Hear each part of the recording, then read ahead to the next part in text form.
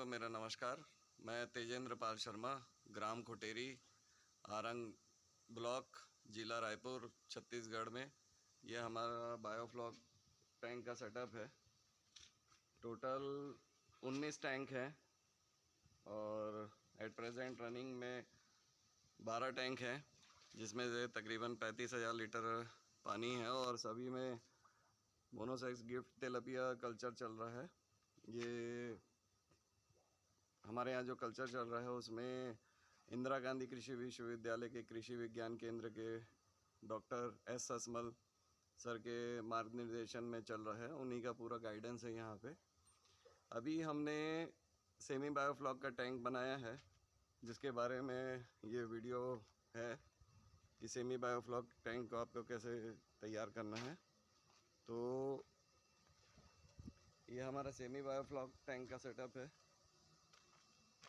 ये तकरीबन 1,70,000 लीटर के लिए है और इसमें हमने जो जो स्टेप्स को फॉलो किया है वो इस प्रकार। पहला स्टेप आता है कंस्ट्रक्शन का। कंस्ट्रक्शन जहाँ भी आपको करना है उसका साइट का सिलेक्शन करके आप उसमें रफली लेवल करवा लीजिए। लेवल करवाने के बाद उसमें आप कॉलम्स के लिए पिट बनाइए। हमारा टैंक का जो साइज़ है वो 40 बाई 50 का है, 40 फुट बाई 50 फुट का। तो इसमें हमने हर 10 फुट पे कॉलम दिया है। उसके लिए हमने 14 कॉलम पिट्स बनवाए। Column pits 2 feet by 2 feet length into breadth है और जो उसकी गहराई है वो हमने 2 फुट ही रखी। इसके बाद में कॉलम पिट्स में फुटिंग की जाती है। फुटिंग आप किसी भी साइज़ के टीएमटी से करवा सकते हैं। फुटिंग कराने के बाद में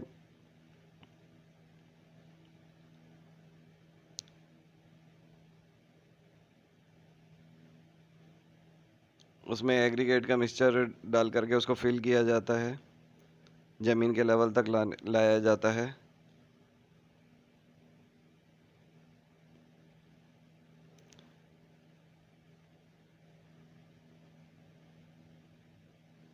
ज़मीन के लेवल में लाने के बाद उसका बेस तैयार करने के लिए उसमें इस तरह से बेस की तैयारी की जाती है।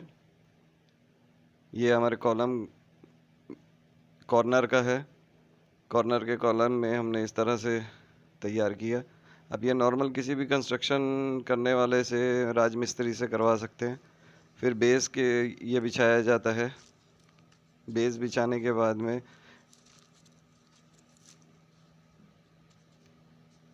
ईंटों का वर्क शुरू हो जाता है, ब्रिक वर्क का काम शुरू हो जाता है।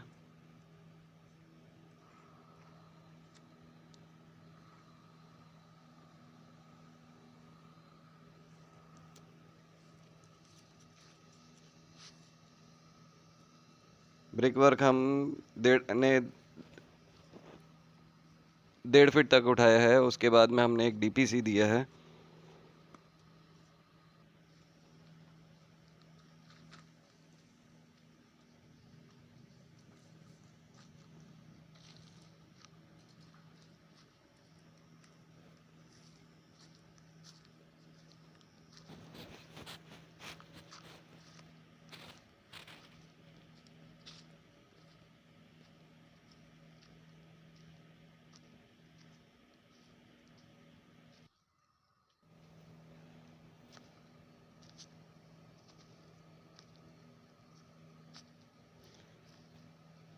डीपीसी जो हमने दिया है उसमें 1.5 फुट के बाद में 12 mm के टीएमटी का यूज़ किया। आप किसी भी टीएमटी का यूज़ कर सकते हैं, मजबूती मिलनी चाहिए बस कंस्ट्रक्शन को।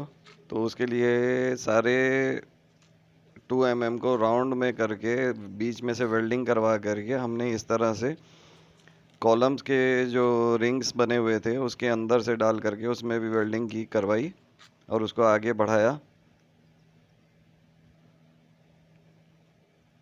इसके साथ में ही हमने यहाँ टैंक के तारपोलिन को स्टेबिलिटी देने के लिए हुक्स का भी अरेंजमेंट किया। हुक्स आप नॉर्मल किसी भी तरीके से बना सकते हैं। हमारे पास में ऑलरेडी जो रूफ टॉप में जो शीट लगती है एस्बेस्टस की हो या प्रोफाइल हो, उसके हुक्स पड़े हुए थे, उसी को हमने थोड़ा सा शेप दे दिया और उसके बाद में उसकी यूज़ किया।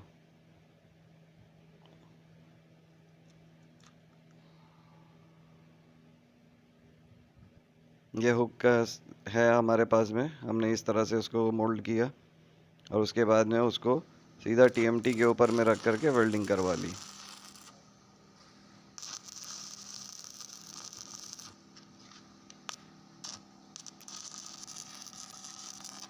तो जी आप ऐसे लेवल में करके कर रहे हैं, ऊपर नीचे करके नहीं कर रहे हैं।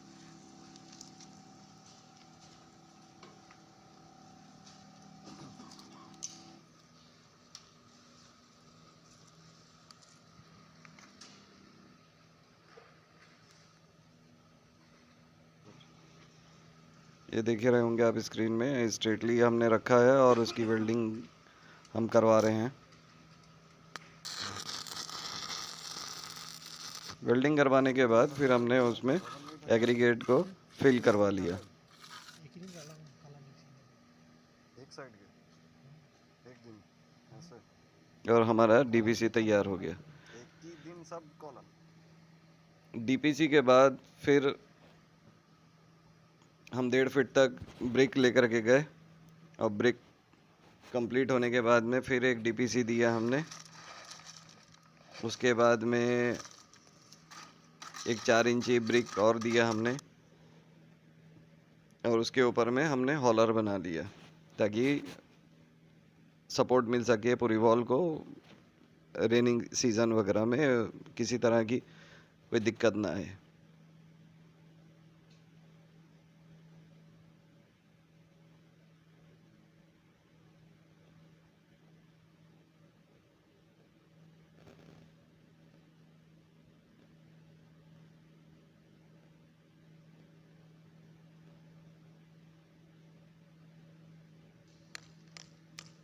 इस तरह से हमारा पूरा टैंक का ब्रिक वर्क कंप्लीट।